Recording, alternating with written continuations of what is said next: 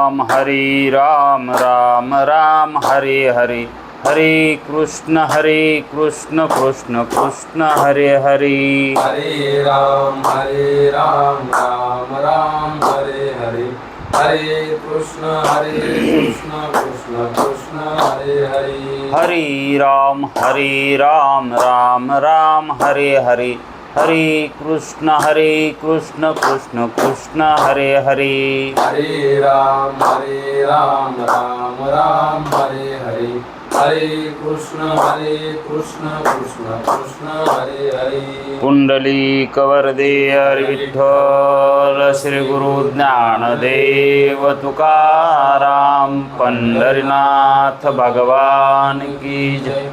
माऊली ज्ञानेश्वर महाराज की जय। जगद्गुरु तुकाराम महाराज की जय। ब्रह्मनिष्ठ गुरुवर्य रंगनाथ महाराज की जय। श्री विनायकं गुरुर्नौमि साकुरे नाम विश्रुतम् येषां चरणसान्निध्यात् जीवा मुक्ता भवन्ति। साखरे वंशविख्यातं ज्ञानदानपरायणं विनायकं गुरुर्वन्दे भवबन्धविमुक्तये। श्रीरङ्गनाथं गुरुराजवर्यं मुमुक्षूणां ज्ञानदानेकदक्षं प्रभावती क्षेत्रनिवासिनं नमामि वेदान्तविदां वरिष्ठं। हरि विठ्ठल श्री गुरु ज्ञानदेव तुकाराम पंढरीनाथ भगवान की जय। माऊली ज्ञानेश्वर महाराज की जय। जो आनंद सत्य प्रकाश विभो आणि आधार नाम रूपास बुद्धी न जाणे आणि जाणे ही त्यास तो अपार शुद्ध परमात्मा मीची असे। माझे अपार स्वरूप समुद्रावरती जणू तरंग ब्रह्मा विष्णू महेश गणपती सूर्य चंद्र वरुण यम मिरविती देवी कुबेर ही तैशची। जो सर्वज्ञानी दयाघन मुनी हृदयी ज्याचे करीते ध्यान त्याचे बुद्धी उपाधी करुणा मिथ्या भान मजची माझी होतसे। ज्याच्या अज्ञाने भाषे जगत जसा दोरीवरी सर्प दिसत परी दोही ठाईना सर्प जगत ते स्वतंत्रानि स्वयं ब्रह्म मिथ्यासी। पुण्य पुरुषी सदैव निष्काम बोध प्राप्ती कारणे भजावा राम। तो मीची आहे आत्मा आप्तकाम तरी नमन कवना करावे म्या। जयांचे केलिया स्मरण सकल विद्येचे होय अधिकरण तेची वंदू श्रीचरण श्री गुरूंचे ते नमस्कारोनी आता। चल विचारसागर तरंग 6वा परिच्छेद 65वा तत्वम पदाचे वाच्यार्थाचे निरूपण।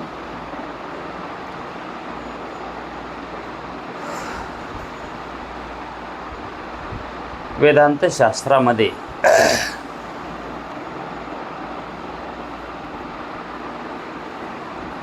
जो काय बोध करायचा असतो तो तत्वम पदार्थाचाच करावा लागतो। तत्वम पदार्थाचा बोध म्हणजेच आत्मस्वरूपाची जाणीव।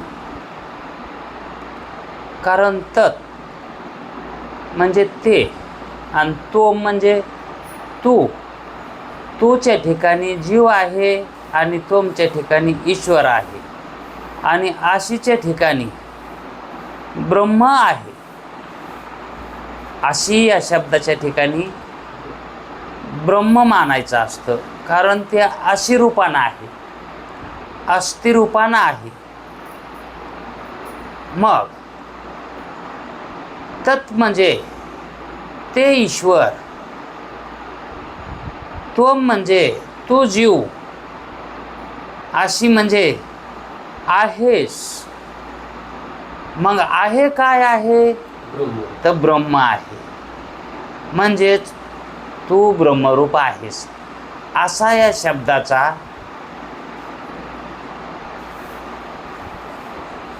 यथार्थ अर्थ आहे.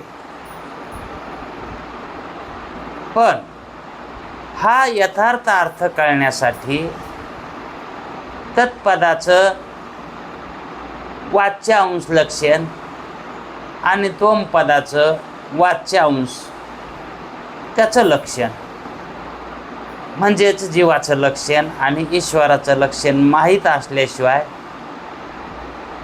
जीव ब्रह्मरूप आहे हे ज्ञान होत नाही. म्हणून त्यांनी अगोदर वाच्य अर्थाचं निरूपण दोन्हीचंही सांगितलेलं आहे. या अगोदर आपण ईश्वराच्या वाच्य अर्थाचं निरूपण पाहिलं. 8 प्रकारचे त्याचे लक्षण सांगितले. सर्वशक्तिमान, सर्वज्ञ, विभू, ईश आणि स्वतंत्र आणि परोक्ष. परोक्ष चांगलं समजलं ना कशामुळं म्हणतात ते. आणि माई, ज्याच्या अधीन माया आहे म्हणून त्याला माई म्हणतात. आणि बंध मोक्षरहित आहे, त्याला बंधत नसल्यामुळं मोक्षही म्हणता येत नाही. मोक्ष कुठपर्यंत असतो? मोक्ष जोपर्यंत बंधाचं ज्ञान असतं तोपर्यंतच मोक्षाचं ज्ञान असतं. एकदा बंधाचं ज्ञान गेलं, बंध आहे असं जे ज्ञान आहे त्याला अज्ञानच म्हणतात. ते गेले की त्यावेळेस मोक्षाचंही ज्ञान जातं. फक्त आहे रूपानं शिल्लक राहत होतो. तो ज्ञानवान आहे रूपानं शिल्लक राहतो. वास्तविक पाहता त्याच्या ठिकाणी ज्या वेळेस अज्ञान गेलं त्याच वेळेस ज्ञान जात असतं. तसा अनुभव सुद्धा यायला पाहिजे. अनुभव येतो तो. अगोदर अज्ञान होतं याचं ज्ञान असतं. अगोदर अज्ञान होतं याचं ज्ञान होतं का नाही. आणि नंतर शास्त्र श्रवणाने ब्रह्मज्ञान प्राप्त होतं आणि त्यानं ते अज्ञान निवृत्ती होते. त्या ब्रह्मज्ञानानं अज्ञानाची निवृत्ती होते. आणि मग ब्रह्मज्ञान झाल्या वाटते अज्ञान आता आपल्या ठिकाणी नाही, आहे का नाही. अज्ञानाची निवृत्ती झाली, अज्ञान आता राहिलं नाही. म्हणजे त्या अज्ञानाचं निवृत्तीचं ज्ञान राहतं. अज्ञानाच्या निवृत्तीचं ज्ञान राहतं ना. आणि मोक्षाच्या प्राप्तीचंही ज्ञान राहतं. म्हणजे निवृत्तीचं राहतं आणि प्राप्तीचं राहतं. पण कवर राहतं ते सामान्य होईपर्यंत. एकदा सामान्य झाल्यावर विशेष राहत नसतंय. जसा पूर्वी जो अभ्यासलेला अभ्यासक्रम तो आता राहिला नाही. काय आठवत नाही पहिलं, म्हणजे त्याचा विसर झालाय. त्याचा काय व्हायलाय? विसर व्हायलाय. आणि मग त्याचा विसर झाला याचं तरी ज्ञान राहिलंय ना. त्या विसराचं, पण त्या विसराचं सुद्धा आठव राहू नये. त्या विसराचा आठव राहू नये. मग विसराचा आठव राहणं म्हणजे काहीतरी वृत्ती शिल्लक राहणं आहेच तिथे.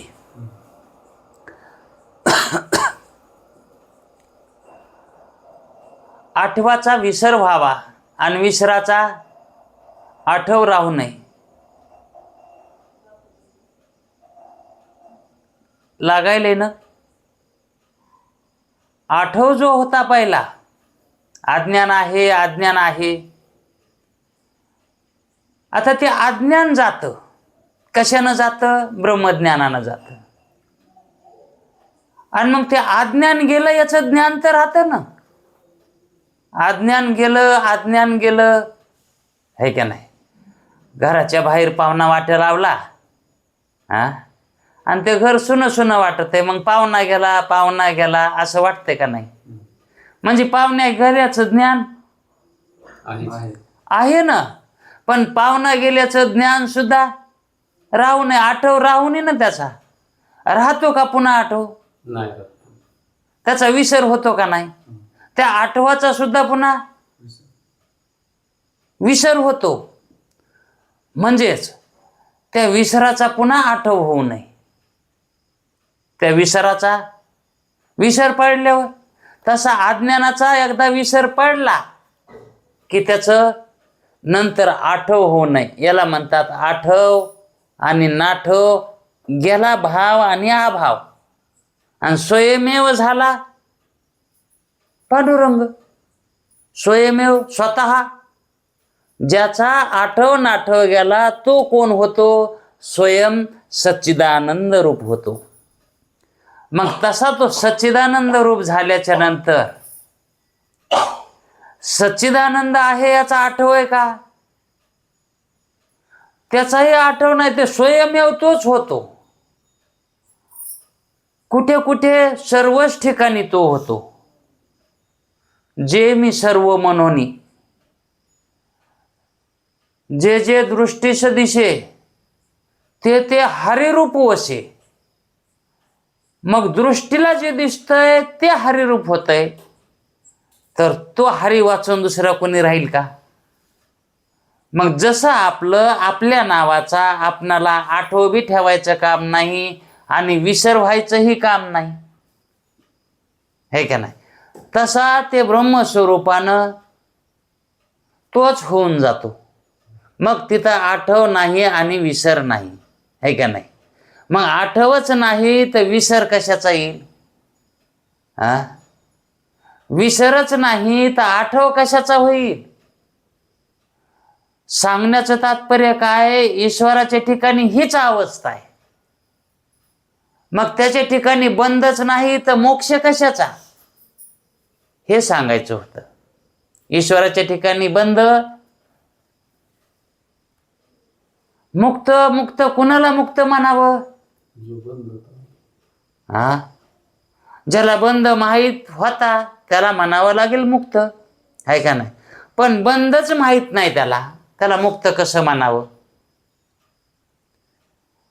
एखाद्या चोरानं चोरी केली, त्याला पोलिसानं कोंडून टाकलं, हा, मग जमानतीवर त्याला सोडून दिलं. सुटला जमानतीवर सुटला. कोण? जो बंद केला होता तो, है का नाही. पण तो एकदा सुटला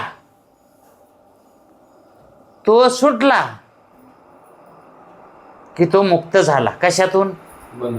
त्या बंधातून मुक्त झाला, हे का नाही. नंतर आणखी तो पहिल्यासारखे कार्य चालू करतो. का करतो? त्याला त्या बंधाचा आठवच राहत नाही. आणि त्याचा जर आठव राहिला असत त्याने केला असतं का? नाही बाबा, शिक्षा होती, बंद करते तर, हे का नाही. त्याला ते बंदच राहत नाही. बंद नाही म्हणून मोक्षही नाही. ईश्वराच्या ठिकाणी बंदच नाही म्हणून मोक्षही नाही. अहो, ज्याचं लग्नच झालं नाही, लग्नच झालं नाही, मग तो नवरा कुणाचा? म्हणजे ज्याला लग्नच माहीत नाही, लग्न झालंच नाही, तर तो नवरदेव होईल कशाचं? त्याला नाव घे कोणाचं म्हणावं? तसा ईश्वराच्या ठिकाणी बंधच नाही, तो मोक्ष कशाचा आला? हे इतकं का सांगावं लागायले? सुरुवातीला असं वाटतंय तो मोक्षरूप आहे, तो मोक्षरूप आसन, असं वाटतंय का नाही? ईश्वर मोक्षरूप आसन, कारण मोक्षच सर्व फल आहे. अंतिम फल काय आहे? मोक्ष आहे. मग तो ईश्वर मोक्ष स्वरूपवान असेल, है का नाही? तो कुणाला? जीवाला, मुमुक्षूला, है का नाही? आणि जर तो मुमुक्षू मुक्त झाला, त्याला मोक्ष तरी कशाचा आला? मग मुक्त झाल्यावर अहो तो त्याच गावातला होता आणि त्याच गावात गेला आणि पोचलो कुठं? त्याच गावातच ना. कुठं गेला नाही, आला नाही, पोचलो कसं म्हणावं? कुठं गेला असता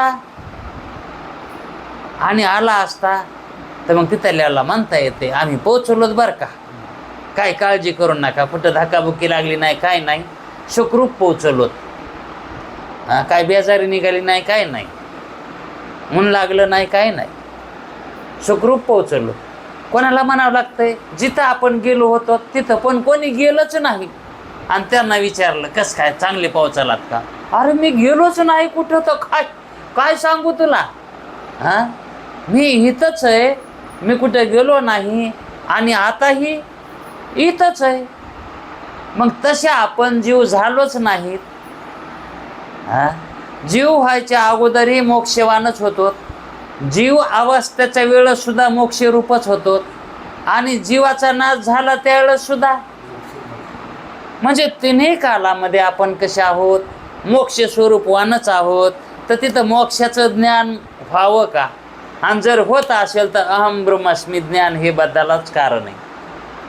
मी ब्रह्मरूप आहे, मी मोक्षरूप आहे असं ज्ञान होणं का म्हणून व्हावं? असताना का म्हणून व्हावं? तसं ईश्वर ब्रह्मरूपच आहे, त्याला का म्हणून व्हावं? मी ईश्वर आहे, मी मुक्त आहे, मला बंध नाही, म्हणजेच मी मोक्षवान आहे, असं ईश्वराला ज्ञान कसं व्हावं? होईल का? पण हे ती अवस्था प्राप्त झाल्याशी कळत नाही. ती अवस्था प्राप्त झाल्याशी कारण ते भोग नाही ना मिळाला आणखी. पण तसा निश्चय आहे का? तसा निश्चय झाला की मग ते ज्ञान कधी अज्ञान कधी गेलंय त्याचाही आठव राहत नाही. आणि ज्ञान हे कसं चाललंय? ज्ञान एकेकी जात नाही. जसं अज्ञान एकेकी जात आहे तसं ज्ञान एकेकी जात नाही, ते जात आहे. कारण त्याच्यामध्ये आसक्ती थोडा साधक ठेवीतच असतो ज्ञानामध्ये, कारण ते गोमटं असल्यामुळं. ते ज्ञान कसं आहे? गोमटं आहे. कारण त्या ज्ञानानं काय करून दिलं आहे? स्वरूपाची ओळख करून दिली आणि त्याला त्या ठिकाणी नित्य आणि नूतन दृष्टी आलेली असते आणि ती दृष्टी त्याला आसक्ती ठेवीत असते थोडीफार तरी. लग्नामध्ये नवरदेवाला खूप काय देते, तर मग तितकं दिल्यावर काय आसक्ती ठेवायची, अजून द्यायची. पण प्रत्येक बारीला जर नवरदेव सासरवाडीला गेला की त्याचा इंतजाम कसा करते, तर त्याचा इंतजाम इतर पाहुण्यापारता जावयाचा इंतजाम अगदी टिपणात असतो. इकडे तिकडे उलसक बी कमी जास्त करीत नाही. तर लग्नामध्ये किती मर्यादक दिलंय की एक हे वाहन पुरत नाही आणायला, इतकं दिलंय ना. नव्हे स्वतःची पोरगी दिली ना, मुलगी दिली स्वतःची, म्हणजे इतकं देऊनही पुन्हा आणखी त्याच्याविषयी प्रेम का? कारण ते जे जावाई म्हणून झालेला आहे तो त्याच्या वृत्तीचाच होतो. कोणाच्या? देणाऱ्याच्या. मुलगी देणाऱ्याच्या वृत्तीचाच तो जावाई असतो, देव असतो वृत्तीचा. हां, मुलगी ही पित्याची वृत्ती असते. मुलगी नसतेच आणि मुलगा नसतो, ती त्याची वृत्ती असते ती. हा प्रसंग रामायण सांगता वेळस सीतेचा वडील जो जनक राजा, ती सीतेला वाट लावता वेळस रामाला असं म्हणला होता, हे श्रीरामा, ही माझी मुलगी म्हणून तुला देत नाही, ही माझी वृत्ती म्हणून तुला देतो. कोणाला? हां, तसा जावाई सासऱ्याला देवच आहे म्हणून तर तितकी सेवा करतो तो, है की नाही? आणि जे काही अपत्य त्याच्यापासून कार्य उत्पन्न होतं ते वृत्तीमुळंच होतं, म्हणून ती वृत्तीच आहे, कार्यकारणाचे अभेदान.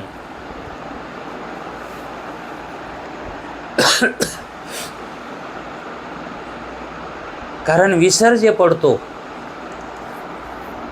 त्या विसराचा पुन्हा आठव का होत नाही? तर आनंद प्राप्त झाल्यामुळं आनंदाची प्राप्ती होते आणि त्या आनंदामध्ये वृत्ती राहिल्यामुळं जे काही आपणाला होतं त्याचा विसर पडला की तो विसरच पडतो, पुन्हा त्याचा आठव होतच नाही.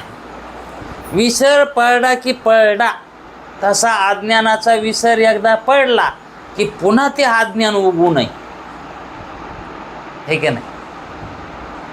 तसं ईश्वराच्या ठिकाणी अज्ञानाचा जो विसर आहे ना, त्याचा त्याला कधीच आठव होत नाही. कशाचा? अज्ञानाचा नाही, अज्ञानाच्या विसराचा. आता तसं तर त्याच्या ठिकाणी विसर पडत नाही कधी. अज्ञानाचा विसर ईश्वराच्या ठिकाणी कशाला पडन? नव्हतंच अज्ञान, तर त्याच्या ठिकाणी अज्ञान नव्हतंच, तर विसर करायची काही गरज नाही ना. पण हे लक्षण कोणी लावून घ्यायचे? तर आता ते बऱ्या नामाला येते, त्याच्यासाठी ते बोलण्यासाठी ते ईश्वर, आहे का नाही? पण ते लक्षण जीवानं लावून घ्यावेत ना आता, आहे का नाही?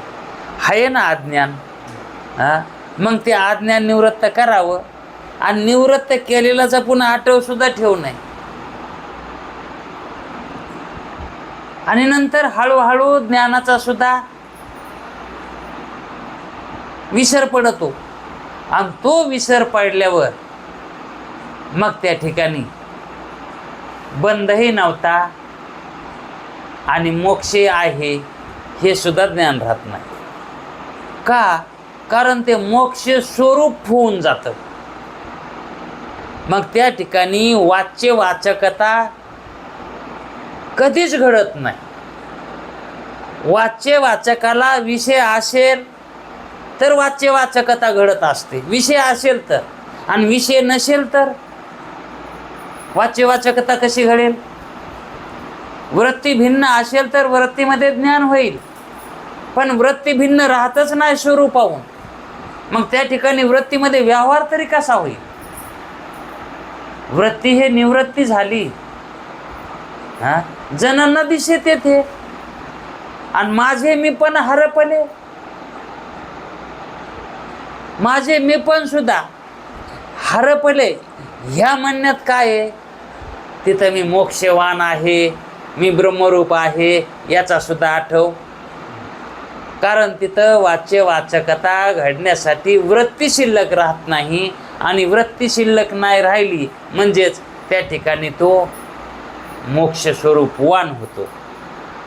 मोक्ष मिळत नाही, मोक्ष स्वरूपवान होतो अशी समज होती, ते बी होत नाही. ते आधीच असतंय, ते आधीच असतंय, मोक्ष स्वरूपवानच आहे ना जीव. पण तशी समज झालेली ती सुद्धा राहत नाही पुन्हा. ज्ञानाने तशी समज होती ना, मी ब्रह्मरूप आहे, पण ती सुद्धा समज राहत नाही पुन्हा. मग जसं आता आपलं अज्ञान चाललंय ना, हळूहळू हळूहळू, तसं ज्ञान सुद्धा जाते हळूहळू हळूहळू. तशी वृत्ती सुद्धा ही सगळी निवृत्ती होत चलत असते. आता याचं ज्ञान होतंय आपणाला, हे चाललेल्याचं, आणि पुन्हा गेलेल्याचं ज्ञान बी राहत नाही. चाललेल्याचं ज्ञान होतंय जाऊच तर, आणि पुन्हा मग ते झालेलं चाललेल्याचं ज्ञान, ते ज्ञान बी राहत नाही गेलेलं. ते पाहुण्याचं उदाहरण सांगितल्यासारखं. मग ईश्वराच्या ठिकाणी तो सदा कसा आहे?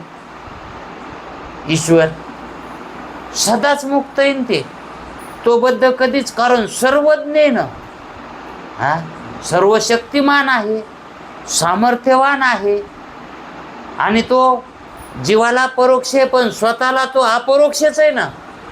स्वतःची स्वतःला ईश्वर प्रत्यक्षच आहे का नाही? मग असे जे काय त्याचे ते लक्षणं आहेत, माई आहे, हे कोणाच्या दृष्टीनं? जीवाच्या दृष्टीनं. हे सगळे ईश्वराच्या ठिकाणी म्हणजे ब्रह्माच्या ठिकाणी लावलेले हे लक्षण आहेत, आणि ब्रह्माच्या ठिकाणी लक्षणच नाहीत, आणि हे लावलेत कोणी? शास्त्रानं लावलेत हे. मग हे शास्त्राकड काय दोषच आहे ना हे ब्रह्माला. आता ईश्वर कसा आहे? ब्रह्मरूप आहे, पण त्याला काय लावलेत? लक्षणं लावली. आता तो लक्षणात आलं का नाही? चैतन्य.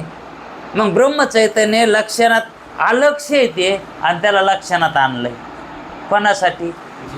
शास्त्रानं स्वतः पाप केलंय, दुसऱ्याचा उद्धार केला. शास्त्र स्वतः काय करतंय? ते नाही ते दाखवितंय, म्हणजे पाप करतंय, सांगतंय, पण त्यानं काय होतंय? समोरच्याचा उद्धार होतो, आहे का नाही? मग त्या पापाला पाप म्हणावं का?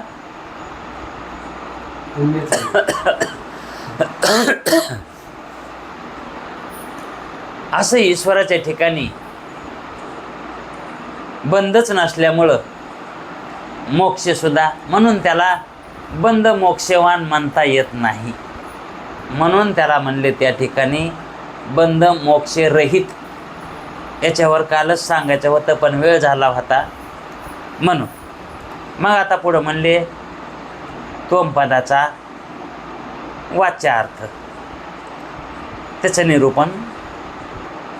पण ह्याचं निरूपण करायची गरज नाही. पण आता ते वळीला आल्यावर शास्त्राला सोडता येत नाही, है का ना? ईश्वराच्या विरुद्ध. जीव होणं म्हणजे ईश्वर पद सोडून देणं, ब्रह्मपद सोडून देणं, जीव होणं. जे उतानं होतं ते पालतं पडलं, त्याच्या उलट, है का नाही? मग त्याचं लक्षण त्याच्या विरुद्ध ईश्वराचे. आता ईश्वर कसा आहे?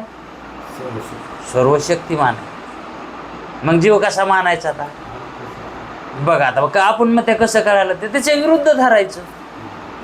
अल्पशक्तिमान. का म्हणून अल्पशक्ती मानायची जीवाच्या ठिकाणी? कारण त्याला अविद्या उपाधी आहे, आणि अविद्या उपाधीनं ईश्वरा इतकी सामर्थ्य, शक्ती, ज्ञान त्याच्या ठिकाणी आहे का? तर नाहीच असं नाही, आहे पण अल्प, आहे का नाही? जसं रांजणाच्या ठिकाणी किंवा मठाच्या ठिकाणी आकाश आहे. कसं आहे? बोळक्यापेक्षा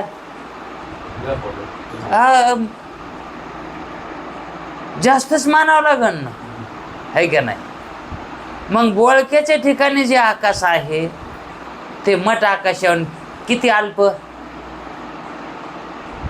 तसं ईश्वराच्या ठिकाणी जी शक्ती आहे त्याच्यातले कितवा अंश आहे जीवाच्या ठिकाणी हे सांगाय सुद्धा येत नाही. कितवा अंश आहे म्हणून ते समजण्यासाठी मठ आकाश आणि बोळक्यातला आकाश समजण्यासाठी सांगितलंय.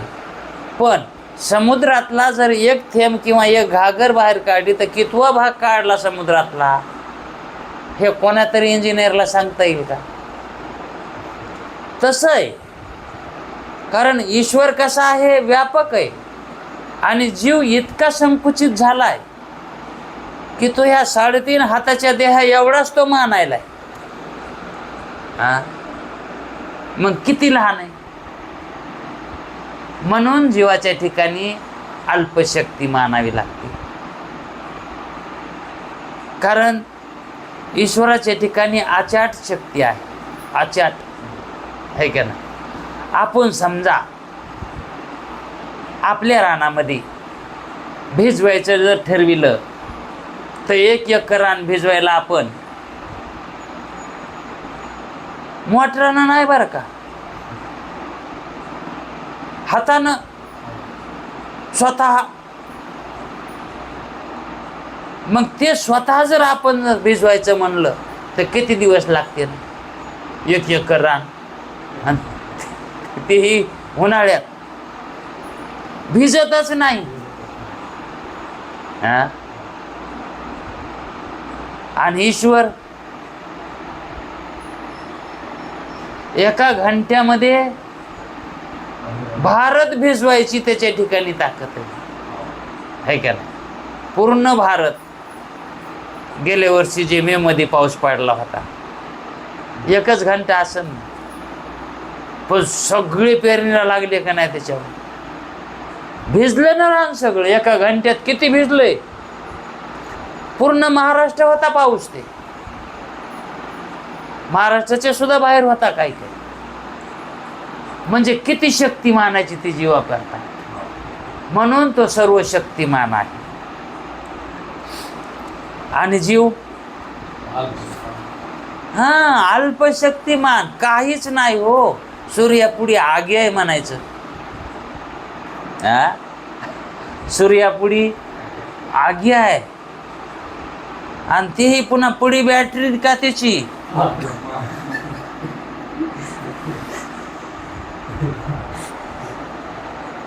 ते का सद्गतीकडे निघालाय का जीव, अधोगतीला चाललाय है का नाही.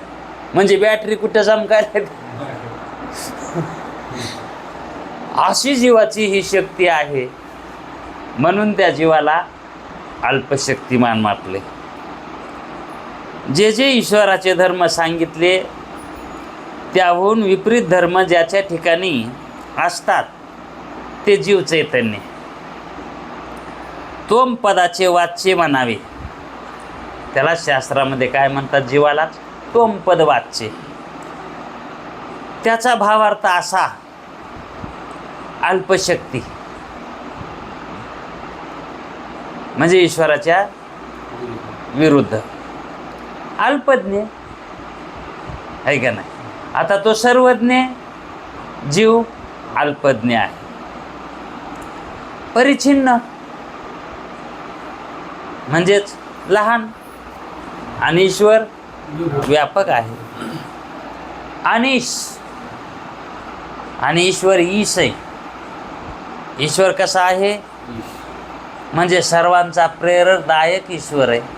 प्रेरणा देणारा आहे, नियामक आहे, नियमन करणारा आहे, फल देणारा आहे. आणि ईश्वर हे जीव अनिश आहे. म्हणजेच त्याच्या ठिकाणी काही नाही. त्याला फलसुद्धा घेता येत नाही. द्यायचं तर दिलेलं फलसुद्धा त्याला घेता येत नाही. ईश्वर फल देतो ना ते त्याला घेता सुद्धा येत नाही. म्हणजे देव बसला द्यायला आणि पदर नाही घ्यायला म्हणल्यावर ही मन त्याच्यामुळेच पडलेली. पण ही वापरतात कुठं, संसारात. देव बसला द्यायला आणि पदर नाही घ्यायला म्हणते. म्हणजे घेता येईना. आणि ईश्वर देतो आणि जीवाला तर देताच येत नाही, पण घेता पण येत नाही. म्हणजे इतका तो कसा आहे, अनिश आहे, कर्माधीन. जीव कर्माच्या अधीन आहे. कर्म करावेच लागतात त्याला, जीवाला. आता समजा मुक्त व्हायचं म्हणल्यावर सत्कर्म उपासना कराव्यात लागतील. संसारातली ही कर्म करावीच लागतील. कर्म केल्याशिवाय खाता कोण्या बापाचं खाता? कर्म करावेच लागतात. बघा, ज्याला करायचं सुद्धा काय काम नाही, त्याच्याजवळ भरपूर पुण्य आहे त्याला, म्हणजे पैसा अडका भरपूर आहे, करायचं काम नाही, तरी पण ते करतंय. तरी पण नाही म्हणले आम्ही गडी लावून करतो तर आम्ही करीत नाहीत. अरे तुझ्या देहाचे तरी तुला कामं करावे लागतील ना. देहाचे कर्म हे दुसरे कसे करतील? त्याला कर्म म्हणजे कर्माच्या अधीन आहे. आणि ईश्वराला, स्वतंत्र, त्याला देह आहे का ईश्वराला? नाही. कोणी म्हणेल मग ईश्वराला नाही का त्याला देहाचे कर्म करावे लागायचे? त्याला अंतःकरणच नाही ना. मग त्याला स्वतःचे सुद्धा कर्म, म्हणून तो कर्माच्या अधीन नाही, स्वतंत्र आहे त्याच्यामुळं तो. आणि जीव पराधीन आहे आणि परतंत्र आहे. जीव कसा स्वतंत्र आहे का? परतंत्र आहे. प्रत्यक्ष आहे. जीव कसा आहे? हां, जीवाला त्याला ज्ञान आहे ना. म्हणजे कोणतं आहे? म्हणून मी एक आहे, मी एक आहे, हाय हाय. हां, बाहेरून जर विचारलं घरी आहे का कोणी, हाय हाय म्हणते, हाय. हां, त्याला आहेच ज्ञान आहे ना. हां, तो म्हणतो ना मी आहे. हां, तो कोणाला मी म्हणतो? स्वतःलाच म्हणतो ना तो मी. तो कोणाला म्हणतो? तो स्वतःलाच म्हणतो मी आहे. म्हणजे मीची वाच्यता ती त्याचीच असते, दुसऱ्याला सांगता वेळेस. म्हणून जीवाला त्याला प्रत्यक्ष ज्ञान आहे. म्हणजे जीवाला कधी वाटतंय का मी नाही? म्हणजे झोपला तरी मी आहे असं त्याला ज्ञान आहे. स्वप्नात गेला तरीही मीच ज्ञान आहे. आणि जागृतीत आलं तर आहेच आहे ना. म्हणजे तिन्ही अवस्थेमध्ये त्याला प्रत्यक्ष त्याला ज्ञान आहे, प्रत्यक्ष. पण त्याला मी ब्रह्मरूप हे प्रत्यक्ष व्हाय नाही. कोणाला वाटेल मग प्रत्यक्ष सांगायले त्याला प्रत्यक्ष ज्ञान आहे, प्रत्यक्ष ज्ञान आहे, मग त्याला अपरोक्ष नाही का? ते त्याला ब्रह्मज्ञानच आहे, कारण तो ब्रह्मरूपच आहे. मग प्रत्यक्ष व्हायला ना ते. अहो पण ते प्रत्यक्ष कसं आहे? तो देहानं म्हणतो मी. आता हे ब्रह्मज्ञान आहे, त्याला हे ब्रह्मज्ञान आहे ना हे. आता त्याला खरं स्वरूपाचं ज्ञान व्हालंय. आहे, मी आहे, मी आहे हे म्हणणं त्याचं मी देह आहे हे का? वास्तविक पाहता मी सच्चिदानंद ब्रह्मरूप आहे हेच म्हणणं नाही त्याचं. पण त्याला भ्रांती झाली, ते देहालाच मी म्हणायले, है का नाही? अहो एखाद्याच्या पाकिटातला कोणीतरी पैसे काढून घ्यावेत पाकिटातले आणि पाकिट तसं लावून ठेवावं. मग त्यानं ते पाकिट घ्यावून खिशात घालावं आणि मग कोणी म्हणावं गावाला निघालात का? हो. मग ते तुमचे काल घेतलेले पैसे देऊ का?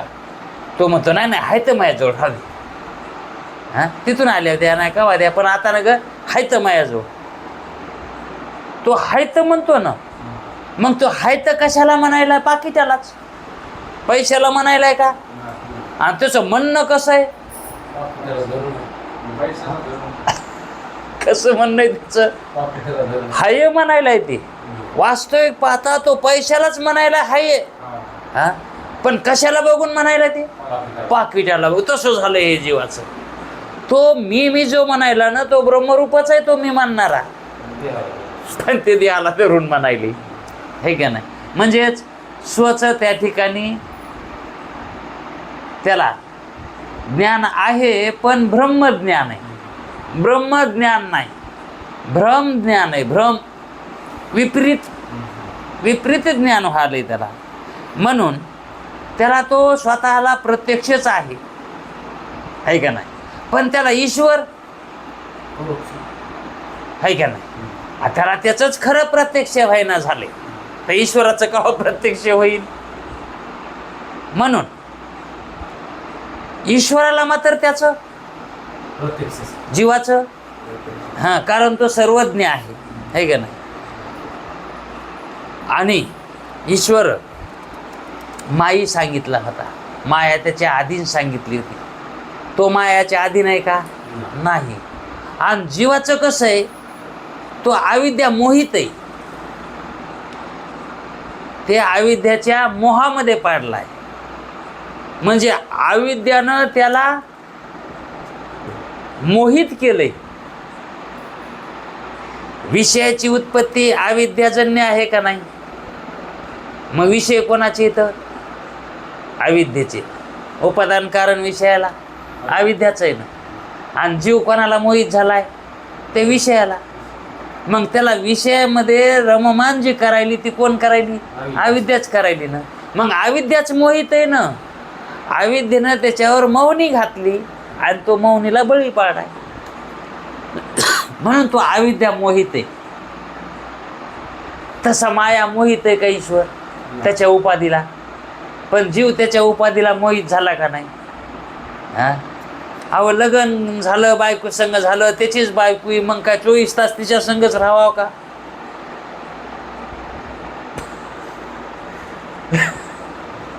नाही, हाय बाबा तुझीच बायको आहे, आम्हाला का माहित नाही का. मग का 24 तास तिच्या संगच राहावा का. आणि जर राहिला तर काय म्हणावं. तो मोहित झाला, तिला काय झाला, मोहित. तशी अविद्या उपाधी जीवाला लागली तर लागली, घेतली त्यानं लावून, आणि पुन्हा तिला मोहित झालाय. तिला सोडून राहिलाय का. उलसक मुचकुनी जरी मोडली तरी मलाच मुचकुनी मोडली. किती म्हणजे मोहित झाला का नाही. थोडी इजा झाली तरी हाय. म्हणजेच ईश्वर कधीच मोहित होत नाही आणि जीव मोहित झाल्याशिवाय राहत नाही. मग या मोहातून कोण निघतो, अविद्येच्या मोहातून. जो शास्त्र श्रवण करीत, भ्रम निवृत्त करील आणि स्वरूपाचा अनुभव घेईल, तो या मोहाच्या जाळ्यातून, अविद्येच्या मोहाच्या जाळ्यातून निघल बाजूला. म्हणजे त्याला खरं ज्ञान होईल ना मी कोण आहे तर, आहे का नाही. म्हणजे त्या मोहातून पार पड नाही, भ्रमातून निवृत्त हो नाही, आहे का नाही. असा शास्त्र श्रवणानेच मोह जाईल का. कर्म उपासनाच करीत बसल्यावर जाईल. कर्म उपासना भ्रम निवृत्तीचे साधनच नव्हे, ते चित्तशुद्धीचे साधन आहेत. ते कशाचे इथं आहे का नाही. आणि आपल्याला काय झालाय, भ्रम झालाय. मागं तुम्हाला म्हणलं होतं ना, भूत लागलंय आणि भूतासारखं बोलायलंय, ते अंगुऱ्यावर धकल का. त्याला भूत काढणारच लागतंय शास्त्र, आहे का नाही. तसं जीव अविद्यामध्ये मोहित पडलेला आहे आणि ईश्वर माया अंकित आहे त्याच्या. जसं म्हणलं तसं ते मायाकून करून घेतो. तसं जीवानं जसं म्हणलं तसं हे अविद्येकून करून घ्यावे ना.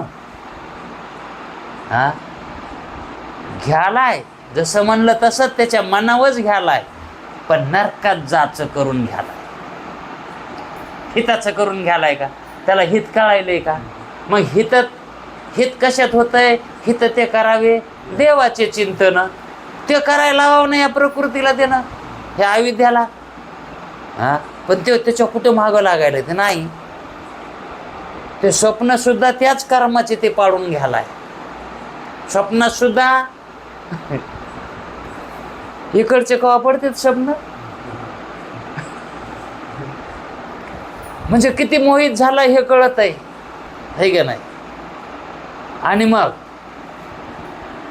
ईश्वर बंध मोक्ष रहित आहे आणि जीव बंध मोक्षवान आहे. बंध मोक्ष वान आहे आणि ईश्वर बंध मोक्ष रहित आहे.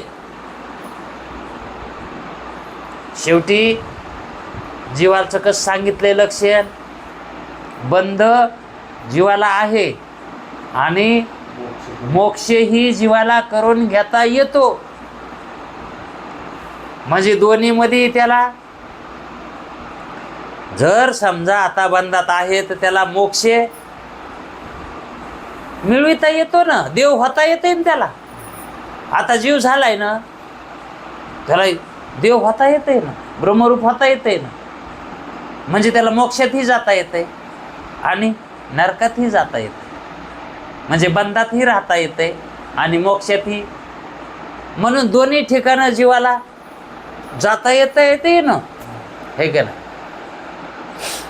मग जीवाच्या कर्मामध्ये आणि ईश्वराच्या कर्मामध्ये जसा फरक आहे, तो फरक जाणला की जीवाचं खरं स्वरूप कळत आहे आणि ईश्वराचं खरं स्वरूप कळत आहे.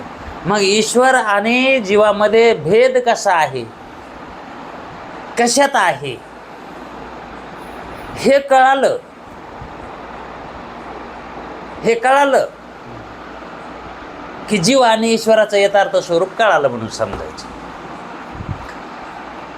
आता जीव कसा सांगितला, अल्पज्ञ, अल्पशक्तिमान, आहे का नाही, संकुचित, हे जे जीवाचे लक्षणं सांगितलेत आधी करून, त्याच्या उलट ईश्वराचे सांगितलेत, आहे का नाही. म्हणजेच जीवानं जे काही विपरीत अवस्थेला तो आलेला आहे, ईश्वर स्वरूपाहून विपरीत अवस्थाच नाही, वेगळीच निराळीच. ईश्वराचं स्वरूप आणि जीवाचं स्वरूप एकच आहे. दोघाचं स्वरूप कसं आहे, तेही चैतन्यच आहे आणि जीव ही चैतन्यच आहे ना. हा, अहो जीवाचा जीव आभासच आहे आणि ईश्वर तरी मायेत पडलेला आभासच आहे ना. तेही आभासच आहे आणि जीव ही आभासच आहे की. दोघंही कसे आहेत, आभास रूपच आहेत. फक्त तो आभास कशात आहे, मायेत आहे, शुद्ध उपाधीमध्ये आहे. आणि जीवाचा आभास अविद्येमध्ये, हे का नाही. म्हणून उपाधी त्या चैतन्याला जी लागली, त्या उपाधीनं युक्त तो त्याची तशी अवस्था आहे जीवाची. आहे उपाधीनं युक्तच आहे ना. त्या जशी उपाधी असेल तसं. सगळे पैसे कागदाचेच आहेत हो, सगळे पैसे नोटा कागदाच्याच आहेत ना. आणि त्या कागदाची किंमत सगळी सारखीच असेल का नाही त्या कागदाची. उलटे काही 500ची नोट ही 20 रुपयापेक्षा लहान आहे. म्हणजे कागद कमीत लागला असेल ना त्याला. फक्त त्याच्यात फरक कशात आहे, त्याच्या त्या शिक्क्यावर फरक आहे फक्त, आहे का नाही. मग महत्व कशाला आहे, बदल कशात आहे, त्या शिक्क्यात आहे. तसं त्या चैतन्यावर शिक्का कोणता आहे, मायाचा असला की तो ईश्वर आणि अविद्याचा असला की तो जीव, आहे का नाही. असं जीवामध्ये आणि ईश्वरामध्ये फरक आहे. आता त्या दोघात फरक म्हणजेच त्यांच्या स्वरूपामध्ये फरक नाही तर त्यांच्या उपाधीमध्ये फरक आहे. स्वरूपाने दोघंही एकरूपच आहेत आणि याचं जीवाला अज्ञान आहे. ईश्वर आणि जीव चैतन्य एकच आहे, दोन्ही ब्रह्मरूपच आहेत, कारण ब्रह्माचाच आभास आहे त्याच्यात. ईश्वर ही ब्रह्माचाच आभास आहे आणि जीव ही ब्रह्माचाच आभास आहे ना. ब्रह्मतनुची छाया. हे नरा आता बघ जरा, म्हणजे ज्ञान घेऊन बघ. जीव हा नव्हे खरा, ती माया. माया म्हणजे ती ब्रह्मतनुची छाया आहे, आभास आहे, आहे का नाही. मग जीवाचं आणि ईश्वराचं जे पृथक्कीकरण आहे वेगळं, ते इथं शास्त्रानं कशासाठी सांगितलंय, त्याला काय सांगायचंय, कारण यांचं लक्ष्य स्वरूप सांगायचंय त्यांना. आणि ते लक्ष्य स्वरूप सांगण्यासाठी वाच्य स्वरूप सांगावं लागायचं. त्यांचं वाच्य स्वरूप. मग ते वाच्य स्वरूपानं कसे आहेत, हा भिन्न आहेत, आहे का नाही. पण कसे भिन्न आहेत, एकाच लक्षणानं भिन्न आहेत. लक्षण एकच पण त्याच लक्षणात भिन्नता. एक म्हणजे तसे 8 लक्षण आहेत, पण 8 लक्षण ज्याचे आहेत त्या 8 लक्षण याचे भिन्न. म्हणजे जसं सर्वज्ञ ईश्वर आहे का नाही, आणि अल्पज्ञ म्हणजे ज्ञानवान ईश्वर आणि अज्ञानवान. मग जिथं ज्ञान नाही ते अज्ञान आणि जिथं अज्ञान नाही ते ज्ञान. म्हणजे फक्त विपरीतपणाच आहे तिथं, निराळेपणा. पण लक्षण ते आहे का नाही. ज्याच्या ठिकाणी जास्त ज्ञान नाही त्याच्या इतकं नाही, पण निव्वळ अज्ञानी कुठं जीव आहे ना. ज्ञान अल्पज्ञ ज्ञ आहे ना तिथं, म्हणून त्याला अल्पज्ञ म्हणलंय, अज्ञानी म्हणलं नाही. नाही तर अज्ञानी म्हणा येत नव्हतं, कारण त्याला सर्वज्ञ म्हणलंय ना. हा, त्याला जर नुसतं ज्ञान म्हणलं असतं, ज्ञानी म्हणलं असतं, तर याला अज्ञानी म्हणायला आलं असतं. पण ते नुसतं ज्ञानी नाही ना. हा, सगळ्याच त्याच्या ठिकाणी काय आहे, साक्षी रूपानं, जाणीव रूपानं त्याला ज्ञान आहे. जाणीव रूपानं, आहे का नाही. म्हणजे त्याला सगळ्याची जाणीव होती. जसं आता सूर्य उगवाला की आपल्याला जे आपल्या सभोवताली काही विषय आहेत त्याचंच आपल्याला ज्ञान होतंय ना. पण सूर्याच्या प्रकाशाला सगळा पृथ्वीवरच काय होते, प्रकाशन ते करते का नाही. तसं ईश्वर आहे, ते सर्वज्ञ म्हणजे कसं, त्याला सगळंच जाणवत आहे का नाही. आता आपल्या ठिकाणी साक्षी चैतन्याचा जो आभास आहे ना, मग साक्षी बी मानात लागन का नाही. आभास सारखा जीव आहे म्हणल्यावर त्याला त्याचं अधिष्ठान साक्षी मानावं लागन का नाही. साक्षी रूपानं आहेच का नाही मदत चैतन्य आत्मा. हा, मग त्या साक्षीला आपले मागं केलेले कर्म ते ज्ञात येतं, पुढे आपण काय करतो तेही ज्ञात आहे, आता काय करायला ते सुद्धा. मग साक्षी सर्वज्ञच आहे ना. साक्षी अहो तो सर्वज्ञ आहे, म्हणून तर दुसऱ्या जन्माला घालण्याची जी काही इच्छा होती जीवाला, दुसऱ्या जन्माला जाण्याची, हा, तीच तर मग त्याच्या ठिकाणी ती काय म्हणते ते चिप काय रेकॉर्डिंग, ती कशात आहे, त्या साक्षीच आहे ना. रेकॉर्डिंग कशाचं आहे, कशामध्ये भरली, ती चित्तामध्ये. आणि त्या चित्तामध्येच साक्षी राहतो. नारायण कुठे राहतो, आणि त्या नारायणालाच साक्षी म्हटलंय, आहे का नाही. मग साक्षी रूपानं तो सुद्धा सारखा सोबत आहे ना. जसं प्रतिबिंबाच्या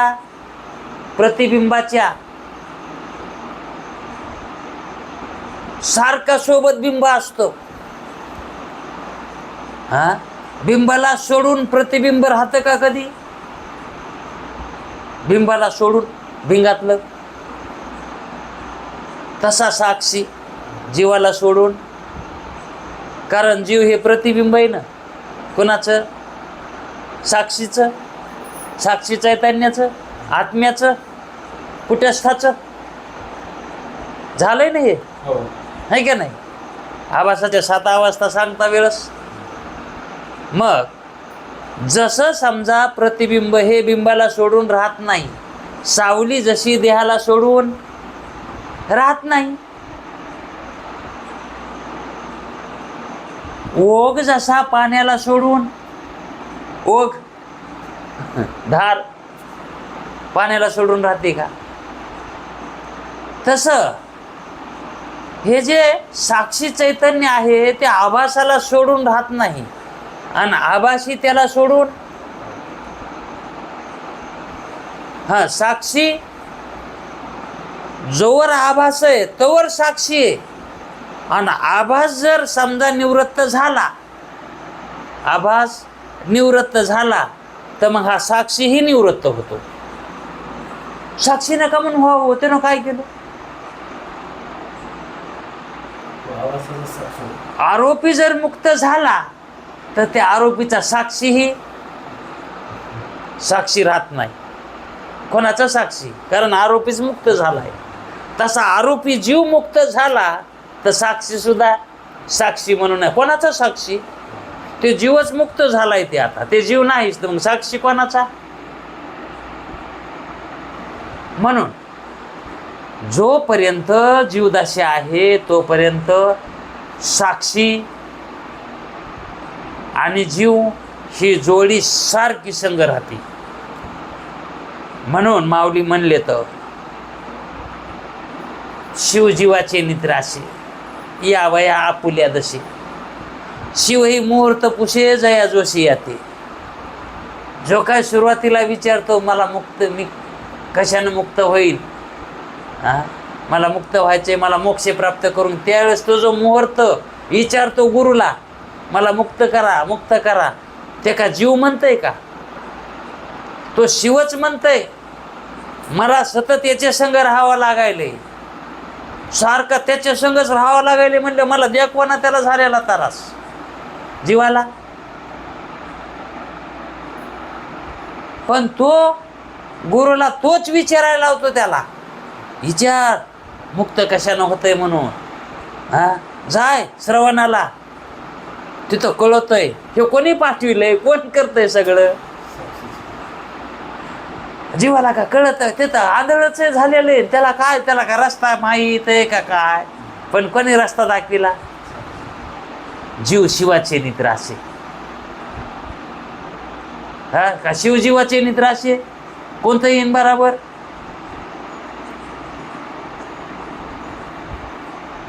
शिवजीवाचे निद्रासे. यावया आपुलिया दशे, असं कोण म्हणायलंय? शिवच. शिवाकडूनच बोलणं नाही हे. मग शिव ही मुहूर्त पुषे जया जोशी याते. शिवच मुहूर्त विचारतो. जोशी याते म्हणजे गुरुला. जोशी गुरुला म्हणतात जोशी. मग त्या ठिकाणी जे काही सुरुवातीला विलाज करायला जातो मनुष्य, जीव, त्यावेळेस ते शिवाचंच कार्य असतं. ते शिवकार्यच म्हणावं लागतंय. म्हणून ते त्याला म्हणतात पुण्याचं कार्य. म्हणून त्याला कोणी डावलत नाही. त्याला कोणी त्याला असत्य म्हणत नाहीत. ते याचे नाहीत, पण वाईटच म्हणणार नाहीत. काय आहे की मला कळत नाही म्हणेल, पण ते विरोध करणार नाही. बघा तुम्ही, नास्तिकातला नास्तिक असू द्या, रामायण चालू द्या, पारावर रामायण चालू असू द्या, समोरून ते जाणार सुद्धा नाही. समोरून. कारण देव देवाला पाठ लावून जाऊ नये, त्याच्या पाठीकून जावं, पण त्याला आपली पाठ दाखवू नये. म्हणजे इतकी सूक्ष्म का व्हायना पण आस्था त्याची राहतीच तिथं. किती सूक्ष्म आस्था आहे. ते जाते पण पाठीमागून जातं, देवळाच्या मागून, आणि पुन्हा पायातले जोडे काढून जातं. म्हणजे आस्था आहे त्याची. पूर्ण नास्तिक आहे का तो? पूर्ण नास्तिक तुम्हाला पाहून बी सापडणार नाही, किती बी धोंडा तुम्ही. पूर्ण नास्तिक जन्माला येतच नाही, कारण ते येतानाच मुक्त व्हायचंय म्हणूनच जन्माला इच्छा धरून आलेला असतो, है का नाही. आणि इथं आल्यावर जरी तो म्हणत असेल देव नाही, पण मी तर आहे म्हणतो ना. मग मी आहे ते कोण आहे, है का नाही. म्हणजे पूर्ण नास्तिक नाहीतच. वेळ झालाय. जीवाचं आपण वाच्या अर्थाचं स्वरूप लक्षण बघितलं, हे वाच्या अर्थाचं लक्षण बघितलं. आता पुढं तत्वपदाच्या वाच्यार्थातील विरोध, ते विरोधाचं. आता हे बी विरोधाचं झालेलंच आहे, पण चलत चलत घेऊ. म्हणून बंध मोक्षवान आपले स्वतःचे स्वरूप कोणाचे प्रत्यक्षच असते. बंध मोक्षवान आपले स्वतःचे स्वरूप म्हणजे बंध मोक्ष हे जीवाचं लक्षण आहे. हां, बंध मोक्षवान आणि ईश्वर बंध मोक्ष रहित आहे का ना. हे चांगलं समजलं ना. मग आपले स्वतःचे स्वरूप कोणाशी प्रत्यक्षच असते, दुसऱ्याचे स्वरूप प्रत्यक्ष नसते. आता दुसऱ्याचे स्वरूप प्रत्यक्ष होतं का दुसऱ्याचं? मग ईश्वर हा वेगळा समजलेला जीवानं, मग त्याचं स्वरूप त्याला प्रत्यक्ष होईल का? म्हणून ईश्वर त्याला परोक्ष आहे का नाही. पण ईश्वराला ज्ञान असल्यामुळे ईश्वर जीव माझ्यापासून भिन्न नाहीत असं त्याला ज्ञान असल्यामुळे जीव ही त्याला प्रत्यक्ष येतं. जीव परोक्ष कुठे ईश्वराला, पण जीवाला ईश्वर परोक्ष झाला. म्हणून स्वतःची स्वतःला जीव प्रत्यक्ष असतो. ईश्वराचे स्वरूप ईश्वरास प्रत्यक्ष असले तरी जीवास प्रत्यक्ष नसते, म्हणून परोक्ष म्हटले त्याला. ईश्वर धर्माहून विरुद्ध धर्मवान, ईश्वराच्या धर्माहून विरुद्ध धर्मवान जीव चैतन्य तोम पदाचा वाच्यार्थ आहे, हे सांगायचं होतं त्यांना. विरुद्ध धर्मवान जीव आहे म्हणून. असो, पुढे उद्या त्या तत्पदाच्या तोमपदाच्या वाच्यार्थातील विरोध, म्हणजेच जीवाच्या तोमपद त्याच्या वाच्यार्थातील विरोध पाहायचा आहे फक्त. आणि त्याची भागत्याग लक्षणेने लक्षार्थातील एकत्व. आता तोमपदाचाही विरोध, आता एक याचा विरोध म्हणला काय आणि त्याचा विरोध काय, याच्या विरोधाला ते आणि त्याच्या विरोधाला हे, म्हणून तत्वम दोन्हीच्या पदाच्या विरोधाचा विचार, वाच्यार्थाचा विचार सांगणार आहेत. वाच्यार्थाच्या विरोधाचा विचार, विरोधाचा कसे विरोध आहेत म्हणून. आणि भागत्याग लक्षणेने लक्षार्थातील एकत्व, भागत्याग लक्षणा दाखविणार आहे. त्यांना दोघाचं एक स्वरूप कसं आहे हे दाखवायचं आहे त्यांना. ते आपण उद्याच्या वेळात पाहू. कुंडली कवरदे हरी विठ्ठल.